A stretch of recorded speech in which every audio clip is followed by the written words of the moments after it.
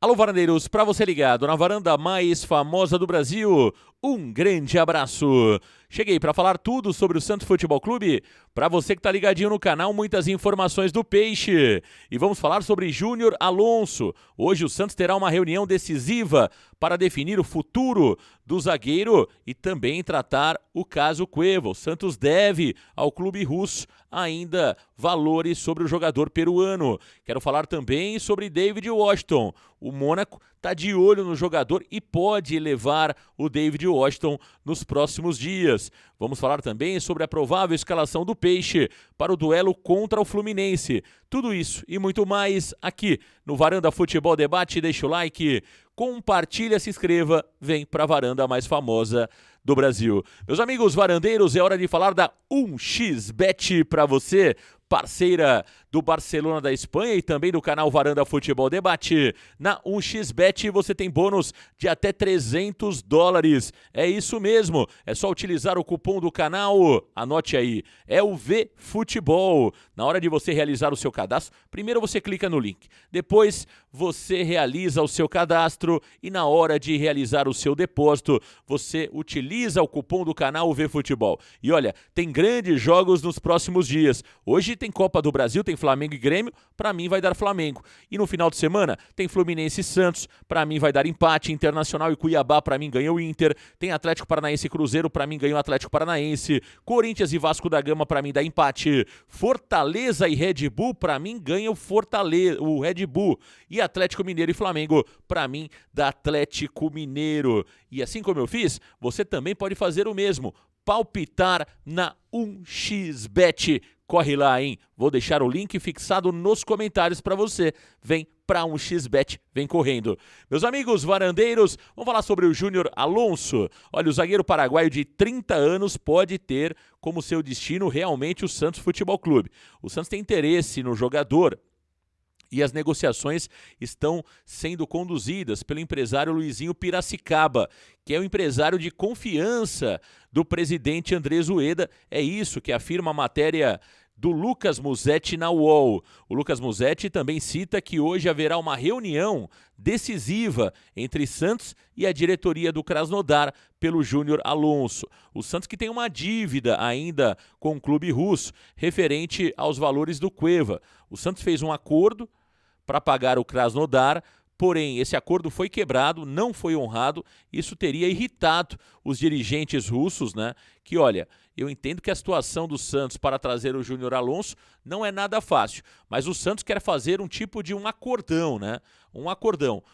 Envolver a dívida do Cueva e também trazer o Júnior Alonso por empréstimo. O Santos iria assumir o compromisso, né, de honrar aquilo que falta pelo Cueva, honrar ainda este ano a dívida que o Santos tem com o Cueva e também trazer o jogador Júnior Alonso por empréstimo com passe fixado e com prioridade de compra. Vamos aguardar, né? O Júnior Alonso é um jogador experiente, jogou pelo Atlético Mineiro em 2022, é um jogador que, na minha opinião, realmente chegaria para ser titular do Santos Futebol Clube, joga pela esquerda, portanto, com o Júnior Alonso, né? Dá até para imaginar uma zaga com Joaquim e Júnior Alonso, seria realmente uma zaga de respeito. É um bom nome, é um jogador interessante, mas é um jogador caro. Ele ganha cerca de R$1 milhão no Krasnodar da Rússia. Seria, portanto, o maior salário do elenco do Santos Futebol Clube. Lembrando que hoje o maior salário é do Jean Lucas, R$600 mil, depois seguido de Soteldo, Mendonça e João Paulo, que são os principais salários desse elenco do Santos Futebol Clube. Vamos aguardar. Dia decisivo, portanto, para Júnior Alonso. O Santos, que ainda corre atrás de outros reforços, precisa resolver tudo isso até sexta-feira, lembrando que a janela se encerra na próxima terça. No dia 2 de agosto é o encerramento da janela de transferência. E por que o Santos precisa resolver esses temas até sexta-feira? Porque você tem a questão de assinatura de contrato, documentação, regularização no BID, exames médicos, tem uma série de situações que precisam ser resolvidas para que o jogador possa ter tudo regularizado até o dia 2. Então, o Santos precisa correr contra o tempo mais uma vez, né? É mais uma janela que o Santos se atrasa nas contratações. Lembrando que o Santos ainda quer um zagueiro, mais um meio-campista, mais um atacante e talvez um lateral direito. De 3 a 4 jogadores ainda o Santos espera contratar. Isso vai de encontro com aquilo que Paulo Turra falou na última entrevista, que está esperando de 3 a 4 contratações, que devem chegar. Agora, basta saber qual o nível destas contratações. É este o ponto. Que vão chegar esses jogadores, eu não tenho dúvida nenhuma.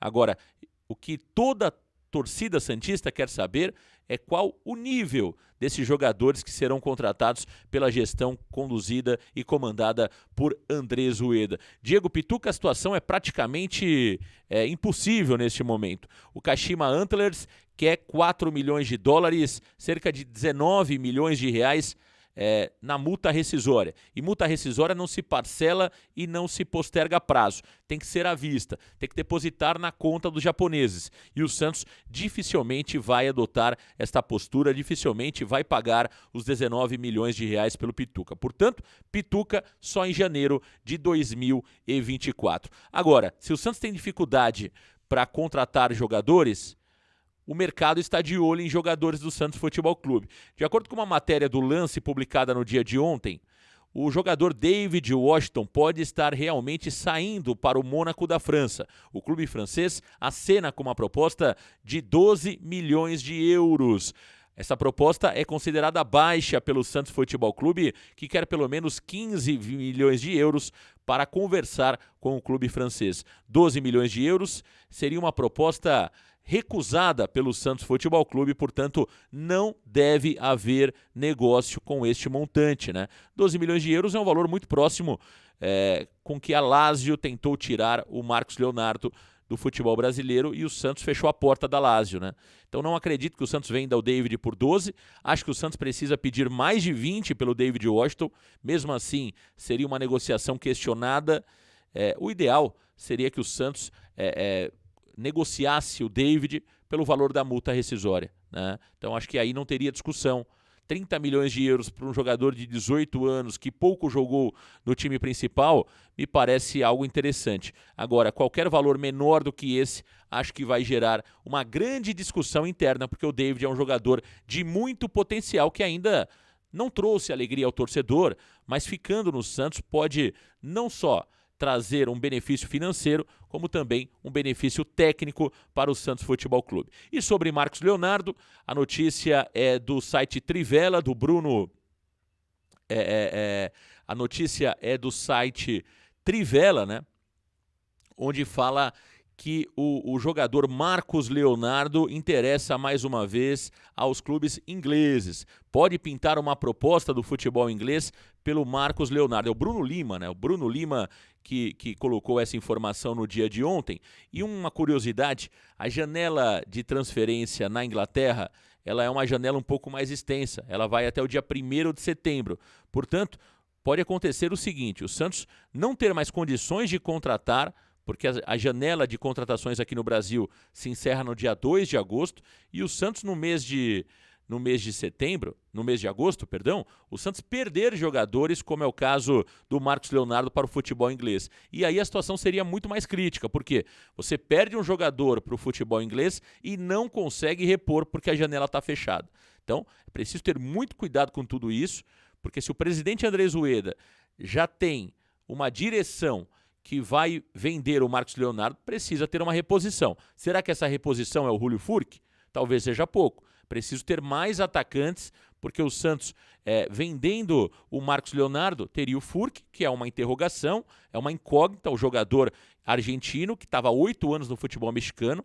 Me parece uma boa contratação, mas ainda gera dúvidas. O David, que é um garoto, e o Bruno Mezenga, que é que nem perna de cobra, ninguém vê. Então, se o Santos perder o Marcos Leonardo e não tiver uma reposição à altura, principalmente para o ataque, talvez mais um atacante também de velocidade, o Santos pode acabar tendo muitos problemas para a sequência do Campeonato Brasileiro.